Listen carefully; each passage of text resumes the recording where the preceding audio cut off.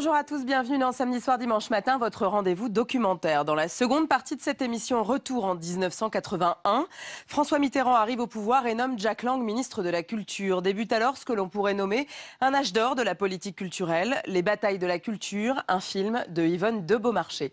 Mais d'abord, direction l'Allemagne. Près de 30 ans après la chute du mur de Berlin, la mémoire des crimes du régime socialiste de l'ex-RDA reste vive.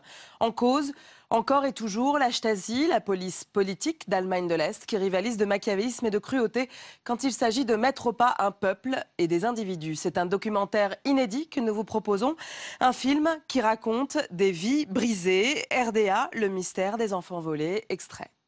Notre devise était de s'occuper de chaque enfant, de donner à chacun une chance dans la vie.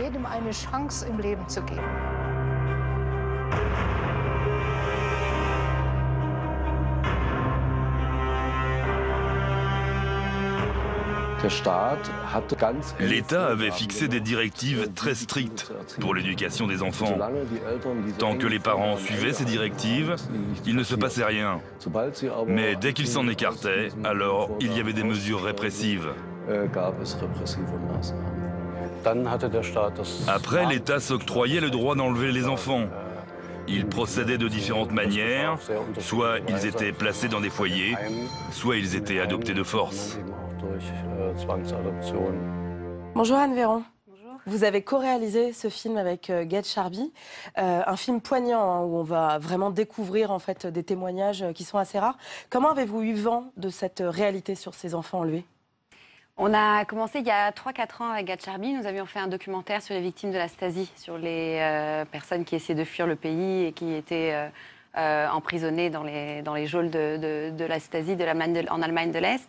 Et dans les locaux de la Stasi, justement, qui est devenu aujourd'hui un musée et un centre de recherche, nous avons rencontré par hasard Catherine Baer, qu'on va voir dans le film, qui à l'époque était une femme qui venait d'arriver dans ces locaux pour monter une association des enfants volés, justement. Elle nous a raconté son histoire qui était extrêmement poignante, que nous allons découvrir dans le film, où elle raconte justement qu'elle a été enlevée de force à sa mère.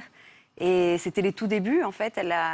On savait encore très peu de choses sur la question. Elle avait sorti un livre, elle avait commencé un peu à faire émerger la problématique. C'est elle qui a créé un petit peu cette communauté finalement de gens qui ont été touchés par cette histoire. Oui, et justement, c'est elle qui essaye de monter un centre de recherche, financé par l'État bien sûr, mais un centre de recherche et surtout une plateforme où les enfants et les parents peuvent se retrouver. De laisser des messages. Parce qu'on va découvrir effectivement que la difficulté, c'est de pouvoir recréer ce lien parce qu'en fait, il n'y a pas forcément de traces en fait, de ces enlèvements. Exactement. Ils sont passés comme des adoptions normales. Donc l'enfant peut faire des recherches pour retrouver les parents, mais les parents n'ont aucun moyen d'accéder à leur dossier et de retrouver leurs enfants. Alors justement, comment est-ce que les familles se battent pour faire entendre cette réalité ?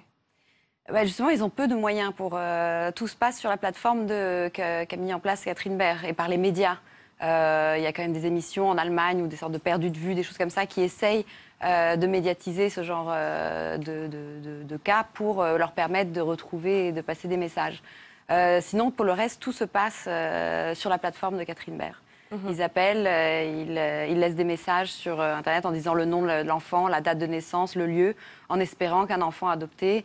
effectivement voir ce message. Vous avez beaucoup de témoignages dans ce film. Ça a été difficile de faire accepter votre caméra à certains ? Oui, ça a été très difficile. Déjà, ça a été difficile d'accéder aux personnes parce qu'elles parlent difficilement.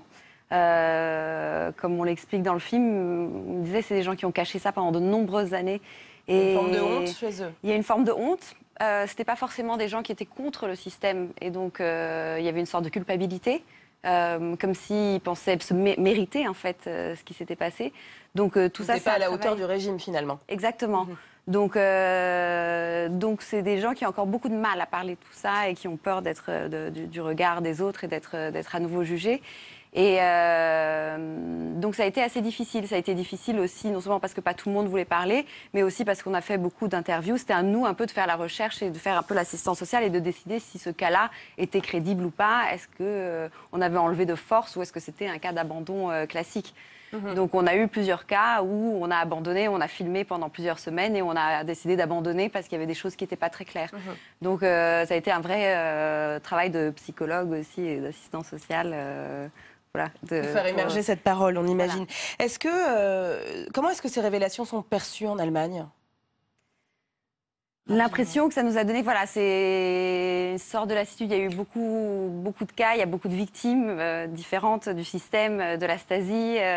Donc il y a une sorte de lassitude, on dirait, pas que ça les intéresse pas, mais en fait il y a plus, il y a plus envie de retourner dans l'histoire. Il y a envie de passer à autre chose et d'aller écrire une nouvelle histoire finalement. Voilà, exactement. Bon. Quitte à malheureusement oublier l'ancienne et quelques victimes sur le trottoir. Merci Anne Véron. On va justement découvrir votre film et merci pour ce film qui est extrêmement touchant. Vous pouvez bien entendu réagir sur notre hashtag DocuDébat.